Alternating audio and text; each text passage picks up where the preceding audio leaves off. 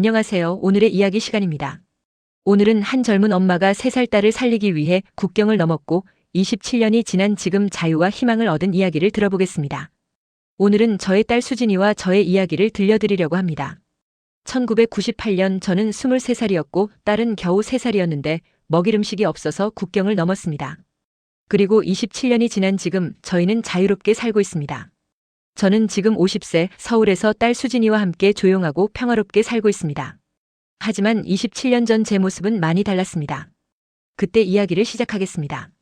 창문을 열었는데 아침 공기가 차갑게 들어왔습니다. 1998년 2월 함경북도 청진의 작은 집이었죠. 저는 23살이었고 방 한쪽 구석에서 딸 수진이가 자고 있었는데 3살 배기 아이가 너무 조용히 자고 있어서 가슴이 철렁 내려앉았어요. 아이들은 보통 잠에서 깨면 보채고 우는데 수진이는 그럴 힘도 없었던 거예요. 숨소리가 너무 작아서 귀를 가까이 대고 확인했죠. 부엌으로 갔습니다. 찬장을 열었는데 텅 비어 있었고 서랍을 열었지만 역시 아무것도 없었습니다. 쌀 한 톨, 옥수수 한 알도 없었어요. 마지막 남은 옥수수 가루로 죽을 끓인 게 사흘 전이었는데 그 이후로 저는 물만 마셨고 수진이에게는 설탕물을 조금 주었습니다. 하지만 설탕마저 어제 떨어졌어요. 수진이가 깼습니다. 작은 목소리로 엄마라고 불렀는데 힘이 없었고 아이의 눈이 푹 꺼져 있었어요. 제가 다가가서 수진아 일어났니? 라고 물었더니 아이가 엄마 배고파라고 말했는데 그 작은 목소리가 제 가슴을 찔렀어요. 아니, 찌르는 게 아니라 쥐어짜는 것 같았죠. 눈물이 나려고 했지만 참았습니다. 수진이 앞에서 울면 안 됐으니까요. 조금만 기다려 엄마가 뭐 좀 구해올게라고 말했지만 어디서 구한다는 건지 저도 몰랐습니다. 배급은 3년 전에 끊겼고 장마당에 갈 돈도 없었으며 팔 물건도 이미 다 팔아버렸어요. 이불, 옷, 그릇, 심지어 남편이 남긴 시계까지 전부 팔았는데 그것도 작년 일이었습니다. 남편은 2년 전에 죽었습니다. 공장에서 일하다가 기계에 다쳤는데 병원에 약이 없어서 그냥 죽었어요. 저는 과부가 되었고 수진이는 아빠를 잃었습니다. 그 이후로 저는 혼자 수진이를 키웠는데 처음엔 장마당에서 담배를 팔았고 그 다음엔 남의 집 빨래를 해주었지만 모두가 굶주리는 시대였으니 일거리도 점점 사라졌습니다. 이웃집 박금혜 씨가 찾아왔습니다. 문을 두드리는 소리가 들렸고 제가 문을 열자 박금혜 씨가 서 있었는데 그분도 많이 마른 상태였습니다. 순희 씨 괜찮아요? 라고 물었고 저는 네, 괜찮아요 라고 거짓말을 했습니다. 박금혜 씨가 작은 봉지를 건넸는데 이거 조금밖에 없지만 수진이한테 주세요 라고 말했어요. 봉지 안에는 옥수수 가루가 한 줌 들어있었습니다. 눈물이 났습니다. 고맙습니다. 정말 고맙습니다 라고 말했는데 목소리가 떨렸고 박금혜 씨는 괜찮아요. 우리 서로 도와가며 살아야죠 라고 말하며 돌아갔습니다. 그분도 자기 아이들이 굶주리는데 저희를 도와준 거였어요. 옥수수 가루로 묽은 죽을 끓였습니다. 냄비에 물을 붓고 불을 피웠는데 나무가 없어서 문짝을 뜯어서 뗐습니다. 죽이 끓는 동안 수진이가 부엌으로 기어왔는데 걷지 못하고 기어온 거였습니다. 엄마 봐. 이라고 물었고 저는 응, 곧 줄게라고 대답했습니다. 죽을 그릇에 담아서 식혔습니다. 너무 뜨거우면 수진이가 데일까봐 한참을 불어서 식혔고 작은 숟가락으로 조금씩 떠서 먹였습니다. 수진이가 눈을 감고 죽을 삼키는데 너무 배가 고팠던 거죠. 한 그릇을 다 먹이는데 10분이 걸렸고 수진이는 엄마 더라고 말했지만 더 이상 없었습니다. 내일 더 줄게라고 약속했지만 내일은 또 어떻게 해야 할지 막막했습니다. 박금혜 씨가 준 옥수수 가루는 이제 다 떨어졌고 내일 아침엔 또 아무것도 없을 거였어요. 밤이 되었습니다. 수진이를 재우고 저는 앉아서 생각했는데 이대로는 안 되겠다는 결론에 이르렀어요. 여기 있으면 수진이가 죽습니다. 제가 죽는 건 상관없지만 3살짜리 아이가 굶어 죽게 할 수는 없었어요. 속으로 되뇌었습니다. 갈 수 있어. 국경을 넘을 수 있어. 수진이를 살릴 수 있어. 3번 반복했죠. 그래서 결심했어요. 국경을 넘자고 중국으로 가자고 거기서 일을 하고 돈을 벌어서 수진이를 살리자고 결심했습니다. 다음 날 아침 박금혜 씨를 다시 찾아갔습니다. 문을 두드렸더니 박금혜 씨가 나왔고 제가 저기 혹시 국경 넘는 사람 아세요? 라고 조심스럽게 물었습니다. 위험한 질문이었어요. 만약 박금혜 씨가 보위부에 신고하면 저는 끝장이었으니까요. 하지만 박금혜 씨는 신고하지 않았습니다. 박금혜 씨가 주위를 살피더니 작은 목소리로 이명철이라는 사람이 있어요. 두만강 쪽에서 사람들을 건네준다고 하더라고요 라고 말했습니다. 어떻게 만날 수 있어요? 라고 제가 물었더니 청진역 뒤편 골목에 가면 찾을 수 있을 거예요. 하지만 조심하세요. 잡히면 큰일 나요 라고 경고했습니다. 그날 오후 수진이를 박금혜 씨에게 맡기고 청진역으로 갔습니다. 몇 시간만 봐주세요라고 부탁했고 박금혜 씨는 괜찮아요. 천천히 다녀오세요라고 말했습니다. 수진이를 두고 나오는데 아이가 엄마 어디가? 라고 물었고 저는 금방 올게 착하게 있어라고 말했지만 마음이 찢어지는 것 같았습니다. 청진역은 사람들로 붐볐습니다. 대부분 떠돌이들이었는데 집을 잃고 떠도는 사람들, 가족을 잃은 사람들, 먹을 것을 찾는 사람들이었어요. 역 뒤편 골목으로 갔는데 좁고 어두운 골목이었고 몇몇 남자들이 담배를 피우며 서 있었습니다. 한 남자에게 다가가서 저기 이명철 씨를 찾는데요 라고 조심스럽게 말했습니다. 남자가 저를 위아래로 훑어보더니 왜? 라고 짧게 물었고 저는 국경을 넘고 싶어서요 라고 작은 목소리로 대답했습니다. 남자가 고개를 끄덕이더니 이리 와라고 말하며 골목 안쪽으로 들어갔습니다. 더 깊은 골목 안에 작은 집이 하나 있었습니다. 남자가 문을 두드렸고 안에서 누구야? 라는 목소리가 들렸습니다. 손님이요라고 남자가 대답하자 문이 열렸고 40대쯤 되어 보이는 남자가 나타났습니다. 그가 이명철이었습니다. 이명철이 저를 보더니 혼자야? 라고 물었고 저는 아니요, 딸이 있어요. 3살이요 라고 대답했습니다. 이명철이 아이까지 데려가려고? 위험해라고 말했지만 저는 아이를 두고 갈 수 없어요 라고 단호하게 말했습니다. 이명철이 한참 생각하더니 알았어. 하지만 아이가 울면 안 돼. 소리내면 다 죽어라고 경고했습니다. 돈은 있어? 라고 물었고 저는 고개를 저었습니다. 없어요. 하지만 중국 가서 일하면 돈 벌 수 있잖아요. 그때 보내드릴게요 라고 말했지만 이명철은 고개를 저었습니다. 선불이야. 돈 없으면 못 데려가라고 말했어요. 절망했습니다. 하지만 포기할 수 없었습니다. 집이 있어요. 작은 집이지만 팔 수 있어요 라고 말했더니 이명철이 관심을 보였습니다. 집이 어디야? 라고 물었고 저는 주소를 말했습니다. 내일 확인해보고 연락할게. 어디서 기다리면 돼? 라고 물었고 저는 박금혜 씨 집 주소를 알려주었습니다. 집으로 돌아왔습니다. 박금혜 씨에게서 수진이를 데려왔는데 아이가 잠들어 있었고 박금혜 씨가 우유를 조금 먹였어요 라고 말했습니다. 우유가 어디 있었는지 모르겠지만 박금혜 씨가 자기 몫을 준 거였어요.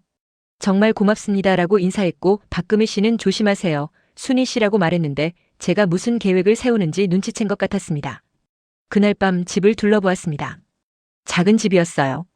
방 하나, 부엌 하나 그게 전부였지만 남편과 함께 살았던 곳이고 수진이가 태어난 곳이었습니다. 이제 이 집을 팔고 떠나야 했어요. 다른 선택이 없었습니다. 다음 날 이명철이 왔습니다. 문을 두드리는 소리가 들렸고 제가 문을 열자 이명철이 서 있었습니다. 집안을 둘러보더니 이 집으로 하지 대신 조건이 있어라고 말했습니다. 뭐요? 라고 제가 물었더니 중국 가서 내가 소개하는 곳에서 일해 1년 동안 그러면 빚은 없던 걸로 해줄게라고 말했습니다. 무슨 일인지 물어봐야 했지만 묻지 않았습니다. 어차피 선택권이 없었으니까요. 알았어요 라고 대답했고 이명철이 3일 후 밤 11시 청진역 뒤편에서 만나 짐은 최소한으로 그리고 아이한테 수면제 먹여 절대 소리내면 안 되라고 지시했습니다. 이명철이 떠나고 저는 3일을 준비했습니다. 박금혜 씨에게 집을 맡겼고 집 문서를 이명철에게 넘겼습니다. 짐을 쌌는데 수진이 옷 몇 벌, 제 옷 몇 벌, 남편 사진 한 장 그게 전부였습니다. 수진이에게는 아무 말도 하지 않았어요.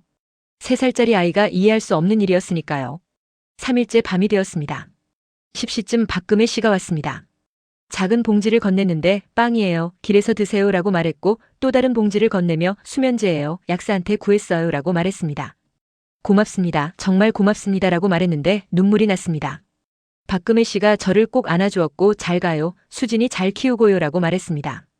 밤 11시 청진역 뒤편으로 갔습니다. 수진이는 제 등에 엎여 있었는데 30분 전에 수면제를 먹여서 깊이 잠들어 있었습니다. 이명철이 기다리고 있었고 저 말고도 5명이 더 있었습니다. 모두 여자들이었고 나이는 20대에서 40대까지 다양했습니다. 출발한다라고 이명철이 말했고 우리는 따라갔습니다. 어두운 길을 걸었는데 불빛이 없어서 앞이 잘 보이지 않았고 이명철이 조용히 소리 내지 말라고 계속 경고했습니다. 1시간쯤 걸었을까요? 두만강이 보이기 시작했습니다. 강이었습니다. 2월이라 얼어 있었지만 완전히 얼지는 않아서 군데군데 물이 보였고 이명철이 여기서 건너야 해 조심해서 따라와라고 말했습니다. 국경 철조망이 보였는데 끊어진 부분이 있었고 이명철이 그곳을 통과했습니다. 저도 따라갔습니다.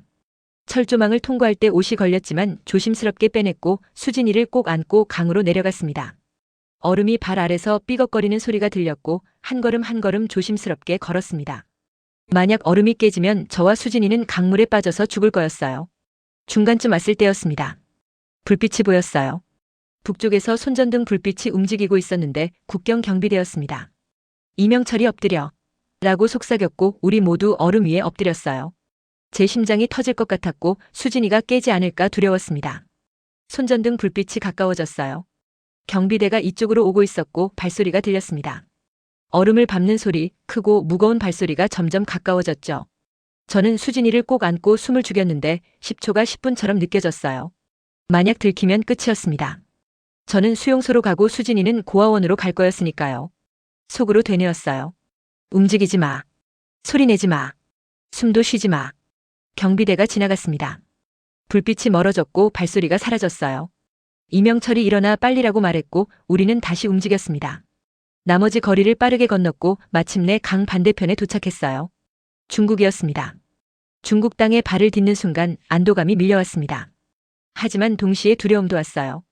이제 돌아갈 수 없다는 것, 이제부터는 낯선 땅에서 살아야 한다는 것을 알았으니까요. 수진이가 제 품에서 조금 움직였지만 깨지 않았습니다. 이쪽으로라고 이명철이 말했고 우리는 산길을 올라갔습니다. 30분쯤 걸었을 때 작은 집이 나타났는데 불이 꺼져 있었지만 이명철이 문을 두드리자 안에서 남자가 나왔습니다. 중국 사람이었어요. 여기서 하룻밤 자 내일 다른 곳으로 이동한다라고 이명철이 말했고 우리는 집 안으로 들어갔습니다. 좁은 방에 우리 6명이 들어가서 누웠는데 춥고 불편했지만 상관없었습니다. 국경을 넘었으니까요. 수진이가 살 수 있으니까요. 수진이가 아침에 깼습니다. 엄마, 여기 어디야? 라고 물었고 저는 다른 곳이야. 여기서 우리 잘 살 거야 라고 말했습니다. 수진이가 배고파라고 말했고 저는 박금혜 씨가 준 빵을 꺼내서 반을 주었습니다. 수진이가 빵을 먹는 모습을 보는데 눈물이 났습니다. 제가 옳은 선택을 한 건지 아니면 더 큰 위험 속으로 들어간 건지 몰랐지만 적어도 수진이는 지금 먹을 것이 있었습니다. 이틀째 되던 날 아침 이명철이 왔습니다. 오늘 출발한다, 연길로 간다라고 말했고 우리 6명은 다시 짐을 쌌습니다. 트럭이 왔는데 낡은 화물차였고 우리는 짐칸에 올라탔습니다. 수진이를 꼭 안고 앉았는데 차가 출발하자 심하게 흔들렸습니다. 3시간을 달렸습니다. 차 안은 춥고 어두웠으며 수진이가 엄마 무서워라고 작은 목소리로 말했습니다. 괜찮아, 엄마가 있어라고 말하며 아이를 더욱 꼭 안았는데 제 팔도 떨리고 있었지만 수진이는 알면 안 되었어요. 연길에 도착했습니다. 차가 멈추고 문이 열렸는데 밖은 어두웠고 좁은 골목이었습니다. 이명철이 내려라고 말했고 우리는 건물 안으로 들어갔는데 4층짜리 낡은 건물이었습니다. 계단을 올라가는데 수진이가 무거워서 숨이 찼지만 멈출 수 없었어요. 3층 한 방에 우리 6명이 들어갔습니다. 방은 좁았고 창문엔 커튼이 쳐져 있었으며 매트리스 2개가 전부였습니다. 이명철이 여기서 기다려 내일 일 배정한다라고 말하고 문을 잠갔습니다. 밖에서 잠그는 소리가 들렸어요. 그때 깨달았습니다. 저희는 갇혔다는 것을, 자유롭지 않다는 것을요. 다른 여자들도 불안한 표정이었고 40대쯤 되어 보이는 김숙희 씨가 우리 어떻게 되는 거야? 라고 떨리는 목소리로 물었지만 아무도 대답하지 못했습니다. 밤에 수진이가 잠들고 저는 창문 옆에 앉았습니다. 커튼 사이로 밖을 봤는데 불빛들이 보였고 사람들이 자유롭게 걸어다니는 게 보였어요. 저희는 국경을 넘었지만 자유롭지 않았습니다. 다음 날 아침 이명철이 다른 남자와 함께 왔습니다. 일 배정한다라고 말하더니 우리를 하나씩 불렀고 제 차례가 왔습니다. 너는 식당이야. 1년 동안 일해. 월급은 없어. 숙식만 제공. 도망가면 공안에 신고한다라고 말했는데 선택권이 없었습니다. 딸은요? 라고 물었습니다. 이명철이 수진이를 봤는데 아이는 같이 데려가, 하지만 방해되면 안 되라고 경고했습니다. 김숙희 씨가 저는요? 라고 물었더니 너는 공장이라고 짧게 대답했어요. 다른 여자들도 각각 다른 곳으로 배정되었습니다. 그날 오후 저와 수진이는 식당으로 갔습니다. 연길 시내 작은 골목에 있는 중국 식당이었는데 주인은 50대 중국 남자였고 왕 사장이라고 불렀습니다. 이명철이 중국어로 뭔가 말했고 왕 사장이 저를 보더니 고개를 끄덕였습니다. 너 주방에서 일해. 설거지, 청소, 야채 다듬기라고 왕 사장이 한국어로 말했는데 억양이 어색했지만 알아들을 수 있었습니다. 네라고 대답했고 왕 사장이 뒤편 작은 방을 가리키며 거기서 자라고 말했습니다. 방은 정말 작았습니다. 2평도 안 될 것 같았고 작은 매트리스 하나와 낡은 이불 한 장이 전부였어요. 창문은 없었고 환기구만 있었는데 하지만 수진이와 함께 있을 수 있었으니 감사했습니다. 첫날부터 일이 시작되었습니다. 아침 6시에 일어나서 식당 청소를 했고 7시부터 손님들이 오기 시작했습니다. 주방에서 설거지를 하는데 물이 차가웠고 접시가 산더미처럼 쌓였으며 하루 종일 서 있었더니 다리가 부었습니다. 밤 10시가 되어서야 문을 닫았고 마지막 설거지를 끝낸 건 11시였어요. 수진이는 작은 방 구석에서 놀았습니다.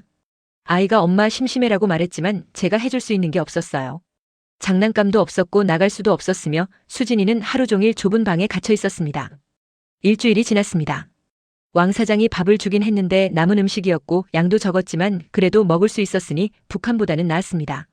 수진이가 엄마 맛있어라고 말하며 밥을 먹는 걸 보면서 여기 온 게 맞다고 스스로를 위로했습니다. 한 달째 되던 날 왕 사장의 아들이 왔습니다. 20대 후반쯤 되어 보이는 남자였는데 저를 보더니 웃으며 중국어로 뭔가 말했습니다. 알아듣지 못했지만 그 눈빛이 불편했어요. 다음 날부터 그 남자가 자주 왔고 제가 일할 때마다 옆에서 지켜봤습니다. 어느 날 밤 설거지를 끝내고 방으로 가려는데 그 남자가 길을 막았습니다. 가까이 다가와서 제 팔을 잡았는데 저는 뿌리쳤습니다. 안 돼요. 라고 한국어로 소리쳤고 그 남자가 화난 표정으로 중국어로 뭔가 소리쳤습니다. 하지만 저는 방으로 들어가서 문을 잠갔어요. 다음 날 아침 왕 사장이 화가 나 있었습니다. 너 내 아들한테 무례하게 굴었어? 라고 물었고 저는 죄송합니다. 하지만 저는 일하러 온 거예요. 라고 대답했습니다. 왕 사장이 조심해. 너 신분 불법이야. 신고하면 끝나라고 경고했고 그 말에 제 다리가 떨렸습니다. 그날부터 더욱 조심했습니다. 왕 사장 아들이 오면 피했고 밤에는 문을 꼭 잠갔으며 수진이를 절대 혼자 두지 않았습니다. 3개월이 지났고 6개월이 지났는데 매일이 두려움과 고됨의 연속이었지만 수진이가 건강하게 자라는 걸 보면서 버텼습니다. 8개월째 되던 날 식당에 한국 사람이 왔습니다. 30대 여자였는데 깔끔한 옷을 입고 있었고 한국어를 자연스럽게 말했습니다. 주방에서 일하던 제가 한국어 소리를 듣고 고개를 돌렸는데 그분도 저를 봤습니다. 식사를 마치고 나가려던 그분이 화장실에 간다며 뒤편으로 왔고 제가 설거지하는 곳을 지나가면서 작은 목소리로 탈북자세요? 라고 물었습니다. 저는 놀라서 주위를 둘러봤고 고개를 작게 끄덕였습니다. 그분이 종이 한 장을 제 앞에 놓고 갔는데 전화번호가 적혀 있었습니다. 그날 밤 수진이가 잠들고 저는 그 종이를 봤습니다. 전화번호 옆에 작은 글씨로 도와드릴 수 있어요 라고 적혀 있었어요. 희망이 보였습니다.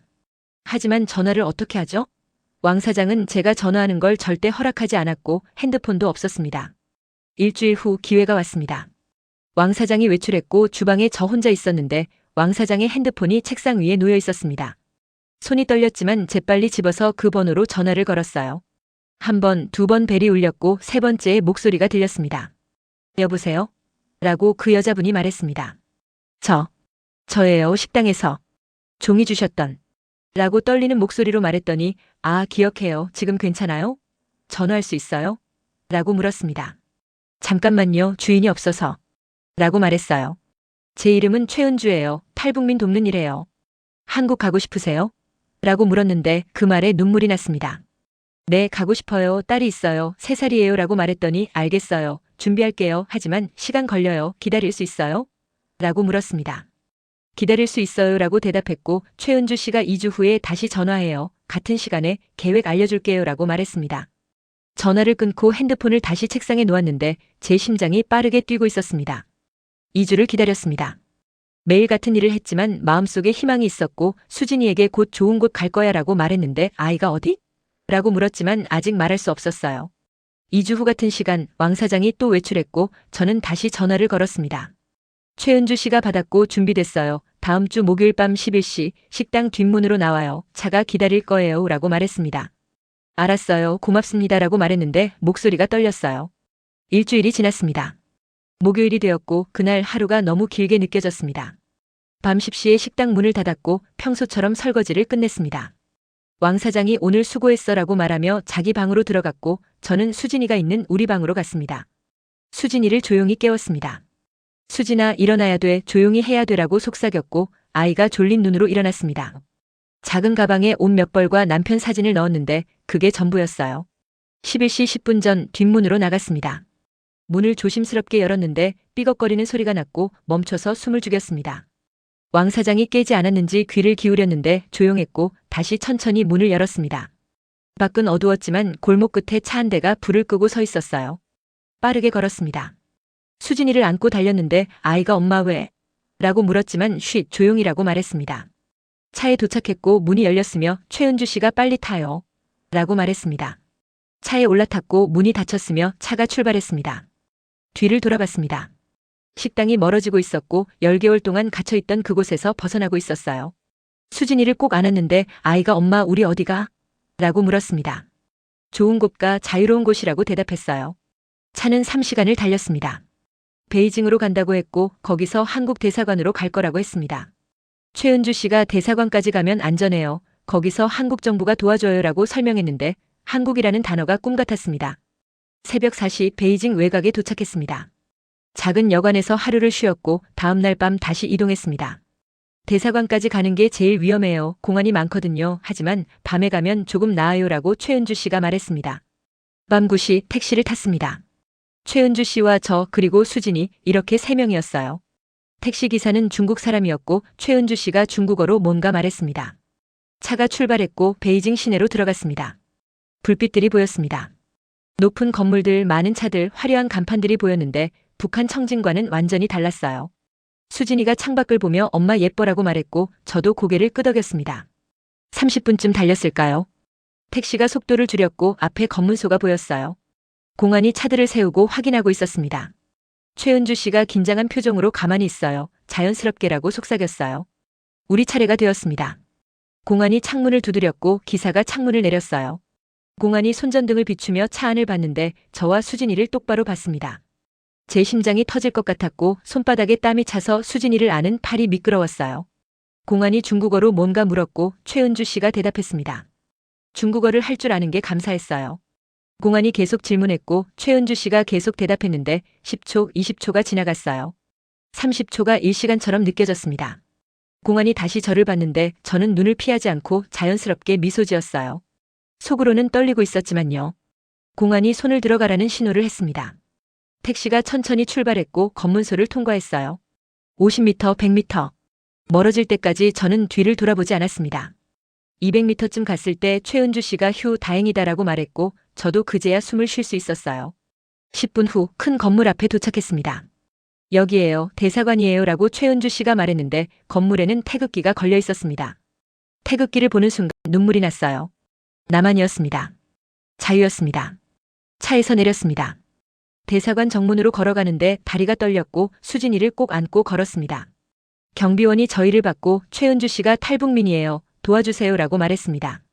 경비원이 무전기로 뭔가 말했고 1분 후 대사관 직원이 나왔습니다. 40대 남자였는데 정장을 입고 있었고 한국말로 어서 오세요. 안으로 들어가시죠라고 말했습니다. 그 따뜻한 말투에 또 눈물이 났어요. 대사관 안으로 들어갔습니다. 따뜻했고 밝았으며 안전했어요. 직원이 이제 괜찮아요. 여기서 보호받을 거예요. 라고 말했는데 그 따뜻한 한국말을 듣는 순간 저는 바닥에 주저앉아서 울었습니다. 10개월 동안 참았던 눈물이 쏟아졌어요. 두만강 얼음 위에서, 중국 식당에서, 베이징 택시에서 참았던 모든 두려움과 고통이 눈물로 나왔죠. 수진이가 엄마 울지 마라고 말하며 제 얼굴을 닦아주었습니다.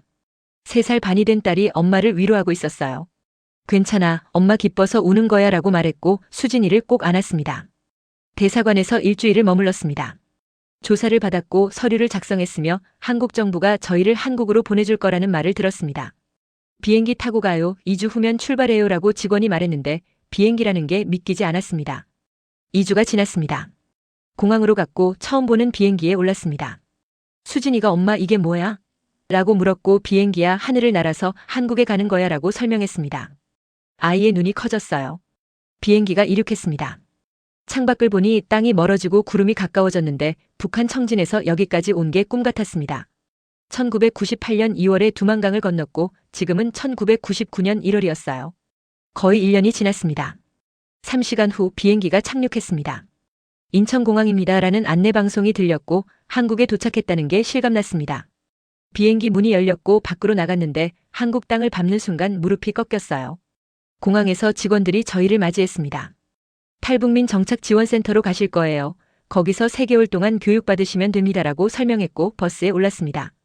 수진이가 창밖을 보며 엄마 차가 많아라고 말했는데 한국의 풍경이 아이에게는 신기했을 거예요. 하나원에 도착했습니다. 경기도 안성에 있는 탈북민 교육시설이었는데 큰 건물이었고 많은 사람들이 있었습니다. 저희처럼 북한에서 온 사람들이었어요. 첫날 오리엔테이션이 있었습니다. 여기서 3개월 동안 한국 사회 적응 교육을 받으시게 됩니다. 한국어, 경제, 법률, 취업 준비 등을 배우실 거예요 라고 담당자가 설명했습니다. 한국어라는 말에 놀랐어요. 한국어요? 저희도 한국말 하는데요? 라고 물었더니 담당자가 웃으며 북한과 남한 말이 많이 달라요. 적응하셔야 해요 라고 말했습니다. 교육이 시작되었습니다. 아침 7시에 일어나서 9시부터 수업이 있었고 남한말을 배웠습니다. 친구는 북한에서 동무라고 했는데 남한에서는 친구였고 인민학교는 남한에서 초등학교였어요. 하나하나 새로웠습니다. 경제 수업도 있었습니다. 은행 계좌 만드는 법, 카드 쓰는 법, 월세 내는 법을 배웠는데 북한에는 없던 것들이었습니다. 여러분은 정부 지원금을 받으실 거예요. 정착금이라고 해요라고 선생님이 말했는데 돈을 준다는 게 믿기지 않았어요. 수진이는 하나원 어린이집에 갔습니다. 처음에는 울었지만 점점 적응했고 다른 아이들과 놀기 시작했습니다. 엄마, 오늘 친구 사귀었어 라고 말하는 아이를 보면서 여기 온 게 정말 잘한 일이라고 생각했어요. 3개월이 지났습니다. 수료식이 있었고 정착금을 받았습니다. 통장에 숫자가 찍혀 있는 걸 봤는데 북한 돈으로는 평생 벌 수 없는 금액이었어요. 이제 사회로 나가실 겁니다. 힘들겠지만 포기하지 마세요라고 담당자가 말했습니다. 서울로 왔습니다. 정부에서 제공한 작은 원룸이었는데 방 하나, 화장실 하나, 부엌이 있었고 저희만의 공간이었습니다. 수진이가 엄마 여기 우리 집이야? 라고 물었고 응, 우리 집이야 라고 대답했는데 목소리가 떨렸어요. 일자리를 찾기 시작했습니다. 하나원에서 배운 대로 이력서를 썼고 구인 광고를 보며 전화를 걸었습니다. 첫 번째 식당에 전화했는데 경력 있어요? 라고 물었고 중국에서 1년 일했어요 라고 대답했더니 아, 탈북자세요? 죄송한데 저희는 일하며 끊었어요. 2번째, 3번째, 4번째 전화도 비슷했습니다. 탈북자라는 단어를 들으면 분위기가 달라졌고 다시 연락드릴게요라는 말은 거짓말이었어요. 일주일 동안 20군데 넘게 전화했지만 한 곳도 되지 않았습니다. 2번째 주 면접을 보러 갔습니다. 강남에 있는 작은 식당이었는데 사장님이 50대 여자였어요. 탈북자시죠?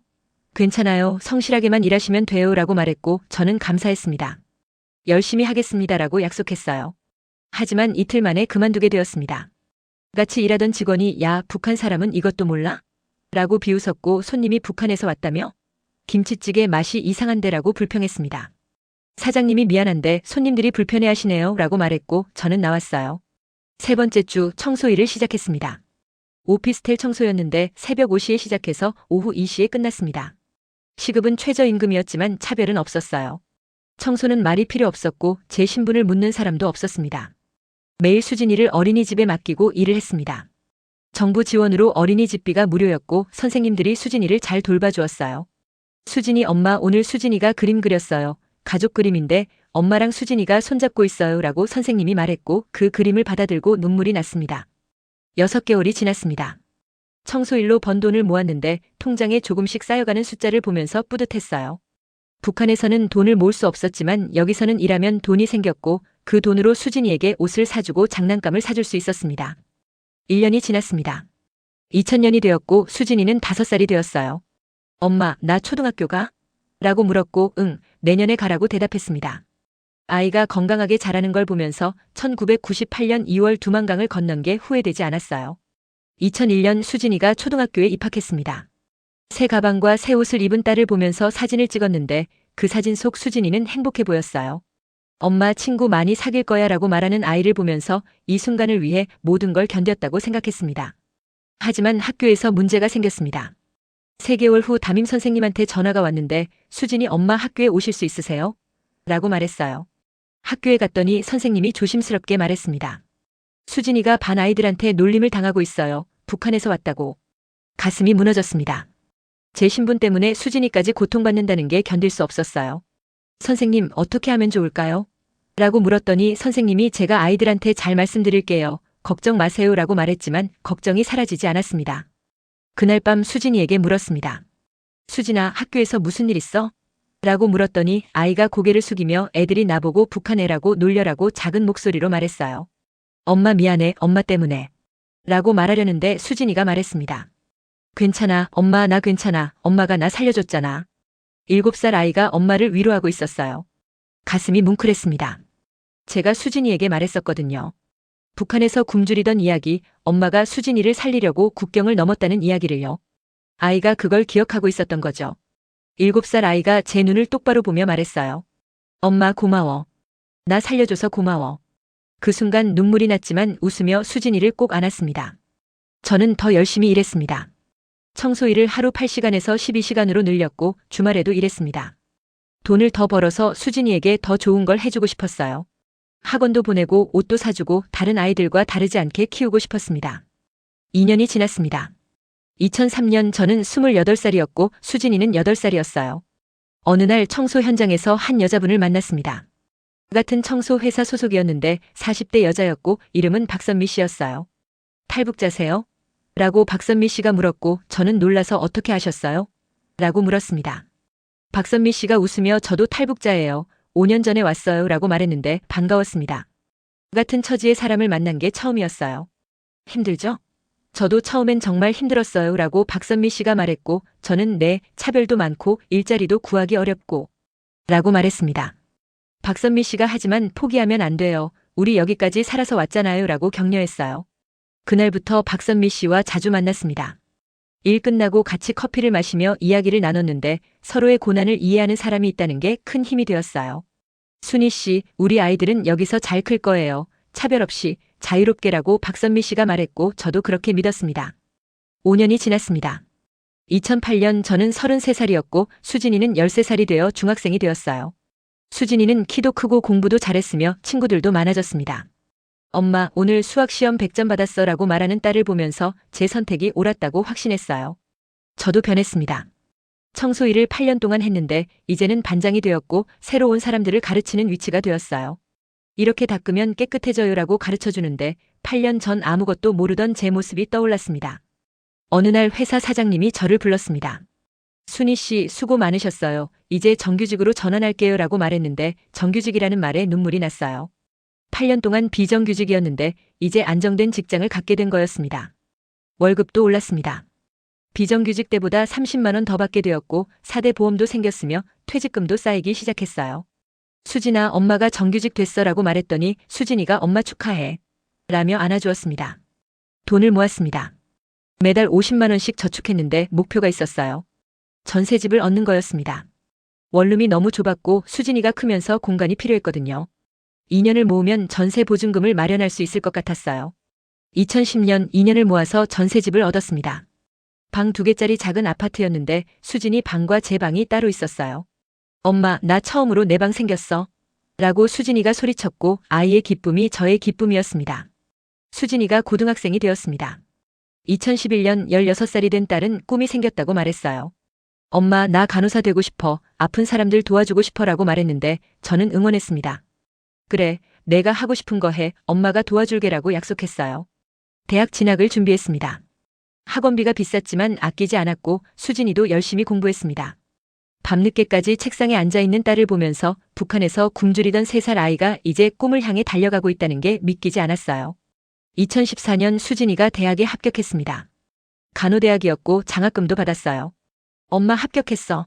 라는 전화를 받고 청소 현장에서 울었는데 같이 일하던 사람들이 무슨 일이에요? 라고 물었고 딸이 대학 붙었어요 라고 대답하자 모두 축하해 주었습니다.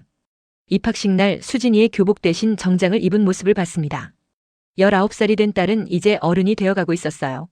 엄마 고마워. 엄마가 나 여기까지 키워줘서라고 수진이가 말했고 저는 아니야. 수진아, 너 덕분에 엄마가 여기까지 왔어라고 대답했습니다. 대학 4년 동안 수진이는 열심히 공부했습니다. 학점도 좋았고 병원 실습도 성실하게 했으며 간호사 국가고시에도 한 번에 합격했어요. 2018년 수진이는 23살이 되어 간호사가 되었습니다. 저와 같은 나이였어요. 제가 23살 때는 북한 청진에서 굶주리며 탈북을 준비했는데 수진이는 23살에 간호사 가운을 입고 병원에서 일하기 시작했습니다. 20년의 차이였어요. 수진이가 첫 월급을 받았습니다.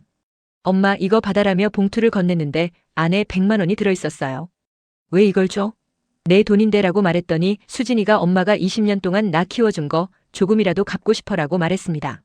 가슴이 벅차올랐어요.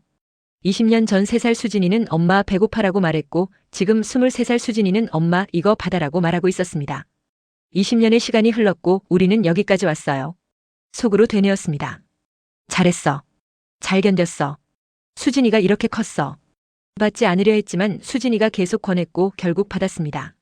그 돈으로 저희 둘이 처음으로 여행을 갔어요. 제주도였는데 바다를 보면서 수진이가 말했습니다. 엄마, 우리 여기까지 왔네. 북한에서 여기까지. 2019년 저는 44살이 되었고 청소 일을 20년 동안 했습니다. 몸이 많이 아팠어요. 무릎도 아프고 허리도 아팠지만 수진이가 이제 자립했으니 조금 쉬고 싶었습니다. 회사에 사직서를 냈고 사장님이 20년 동안 수고하셨어요. 정말 감사합니다라고 말했어요. 퇴직금을 받았습니다. 20년 동안 모은 돈이었고 생각보다 많은 금액이었어요. 이 돈으로 뭘 할까 고민하다가 작은 카페를 차리기로 했습니다. 박선미 씨가 순희 씨 카페 좋은 생각이에요. 손님들한테 따뜻한 커피 대접하는 거 좋잖아요 라고 격려해 주었어요. 2020년 작은 카페를 열었습니다. 집 근처 작은 상가였고 테이블 5개짜리 조그만 카페였어요. 이름은 희망 카페로 지었는데 제 인생이 희망으로 가득했으니까요. 처음엔 손님이 적었습니다. 하지만 정성껏 커피를 만들고 친절하게 대했더니 단골이 생기기 시작했어요. 사장님 커피 맛있어요 라는 말을 들을 때마다 뿌듯했습니다. 어느 날 한 손님이 물었습니다. 사장님 북한에서 오셨어요? 말씨가 라고 말했는데 예전 같으면 숨겼을 텐데 이제는 당당했어요. 네, 1998년에 왔어요. 22년 전이에요 라고 대답했더니 그 손님이 대단하시네요. 여기까지 오시느라 고생 많으셨겠어요 라고 말했습니다. 카페는 점점 잘 되었습니다. 단골이 늘었고 입소문이 나서 멀리서 오는 손님도 있었어요. 탈북민이 운영하는 카페라는 게 알려지면서 같은 처지의 사람들도 찾아왔습니다. 사장님, 저도 탈북자예요. 10년 전에 왔는데 아직도 힘들어요 라고 말하는 사람들에게 제 이야기를 들려주었어요. 2021년 수진이가 결혼했습니다. 26살이었고 남자친구는 같은 병원 의사였어요.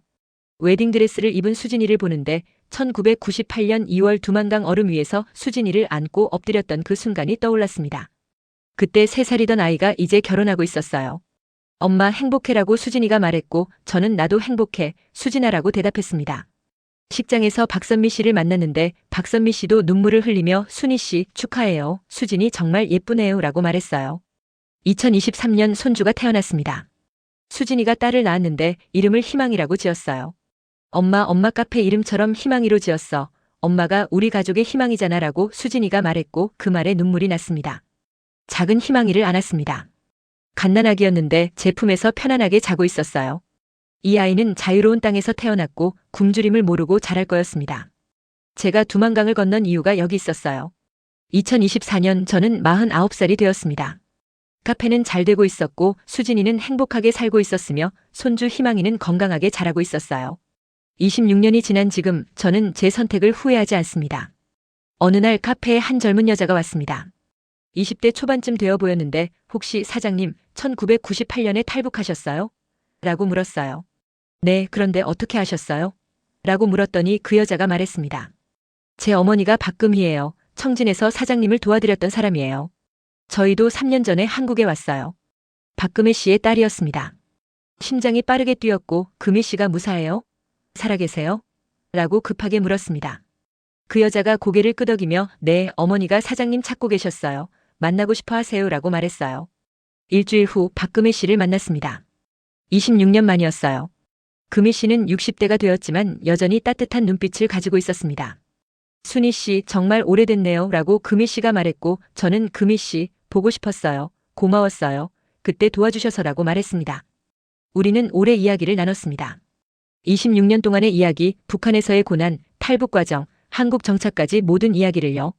금희 씨가 순희 씨 그때 옥수수 가루 드린 게 도움이 됐나요? 라고 물었고 저는 네, 그 옥수수 가루로 수진이가 힘을 얻었어요. 그래서 여기까지 왔어요 라고 대답했습니다. 2025년 저는 50살이 되었습니다. 오늘 아침 창문을 열었는데 봄바람이 들어왔고 서울 하늘이 맑았어요. 27년 전 1998년 2월 청진의 그 추운 아침과는 너무 달랐습니다. 수진이가 전화했습니다. 엄마, 오늘 저녁에 우리 집에서 밥 먹어요. 희망이가 엄마 보고 싶대요 라고 말했고 저는 그래, 갈게라고 대답했습니다.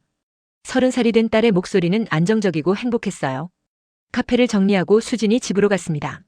문을 열고 들어갔더니 희망이가 달려와서 할머니 라고 소리쳤어요. 2살이 된 손주를 안아 올렸는데 아이가 웃으며 제 뺨에 뽀뽀했습니다.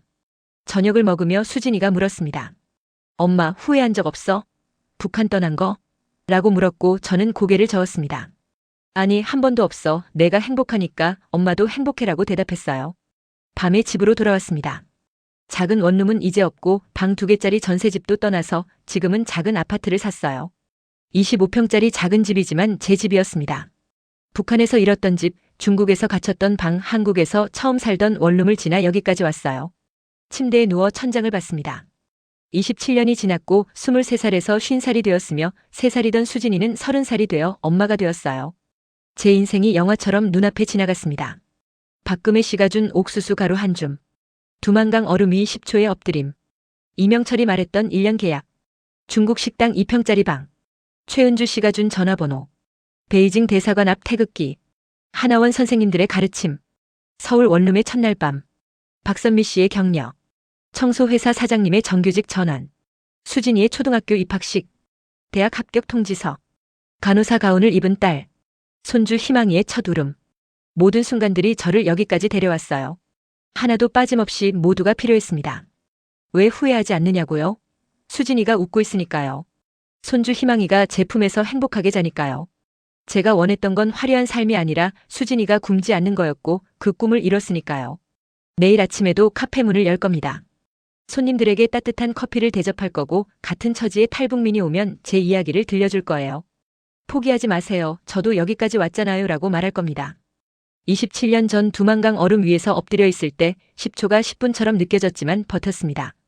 중국 식당에서 갇혀 있을 때 하루하루가 1년처럼 느껴졌지만 견뎠어요. 한국에서 차별받을 때 눈물이 났지만 포기하지 않았습니다. 왜 버텼냐고요? 수진이 때문이었어요. 3살짜리 딸이 엄마 배고파라고 말했던 그 순간 제 인생의 목표가 정해졌습니다. 이 아이를 살리는 것, 이 아이가 행복하게 사는 것, 그게 제 전부였어요. 오늘도 저는 삽니다. 자유롭게, 당당하게, 희망차게 삽니다. 50세 이순희는 더 이상 굶주리지 않고 더 이상 숨지 않으며 더 이상 두려워하지 않습니다. 30세 수진이는 간호사로 환자를 돌보고 2세 희망이는 자유로운 땅에서 웃고 있습니다. 27년의 여정이었습니다. 1998년 2월 두만강에서 시작해서 2025년 서울까지 긴 여정이었지만 후회는 없습니다. 제가 건넌 건 강이 아니라 절망에서 희망으로 가는 다리였고 제가 도착한 곳은 한국이 아니라 자유였습니다. 그리고 그 여정 끝에 수진이의 웃음이 있었습니다. 그것만으로 충분합니다.